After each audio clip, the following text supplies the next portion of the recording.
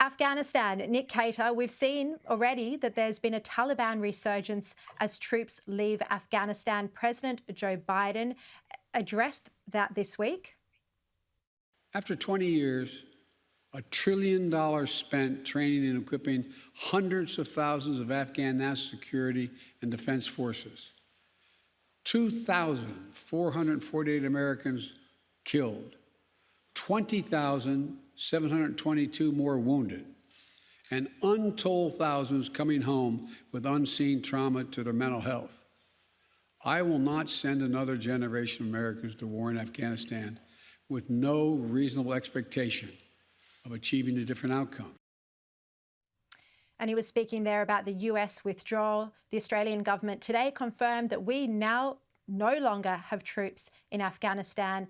The Morrison government is, however, facing accusations that it hasn't brought to Australia people who did help us, help the allies during the conflict and are now at risk, and their lives are at risk in Afghanistan. Defence Minister Peter Dutton defended this. He said those very people who once helped us may now pose a national security risk. My job, my responsibility, along with the Foreign Affairs Department, Home Affairs, etc., is to make sure that we act swiftly, and we are, to get those people here who have provided us with support.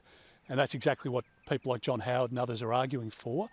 But we aren't going to compromise the arrangements that we've got, the security clearances that need to be conducted, because it is, as your package reported then, a very complex web of allegiances, switching and swapping.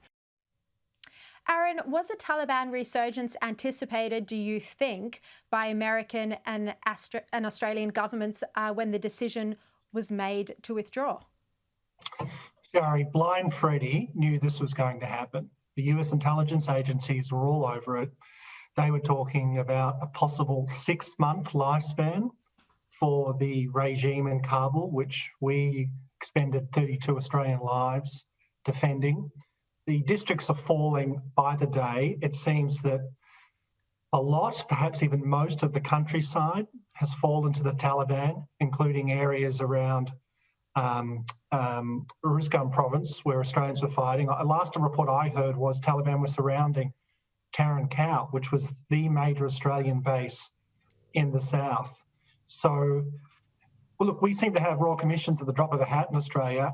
Perhaps it's time to have a look back and work out why we expended these lives and huge amounts of money, in addition to the Americans, $2 trillion and 20 years fighting in a country where we are walking away because we lost. We're going to be beaten by a bunch of mujahideen with AK-47s. Nick Cater, I'm not sure if you'll agree with that assessment. I'll hear your point of view in a minute, but I just want to also add that there have been reports from Afghanistan that the white flag signalling the Taliban takeover is just, the flag is featuring across the country. Yeah, look, Sharri, I partially agree, but I mean, the thing is that, Americans or the allies under the leadership of the Americans have become ruthlessly effective at winning wars, but not terribly good at winning the peace. I think nerves were shaken by Vietnam. But if you want to look for a successful example of the Americans nurturing a broken country through to become an enormously successful country, then Korea is your answer. But that takes a long commitment. I think that the commitment to Afghanistan should have been longer.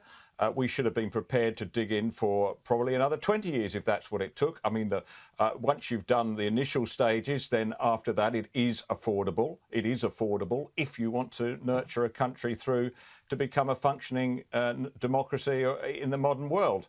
We weren't prepared to do that, and the consequences are obvious.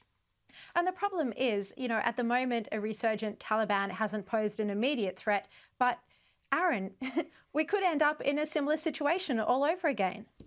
Well, look, first of all, full credit to Nick Cater for saying to make this work, we have to be there for at least another 20 years. So what's that? Probably another generation. And not many people are prepared to come out and admit this is the kind of commitment we're talking to. We're talking to half a century military presence in a country which has very little strategic value to Australia, not that much strategic value to the US. Look, and you make the point, yes, the Taliban, if they take over, could allow al-Qaeda back in. but there are plenty of other places around the world too where terrorists who want to attack us hide. There's greater threats, there's China, and we can't be everywhere.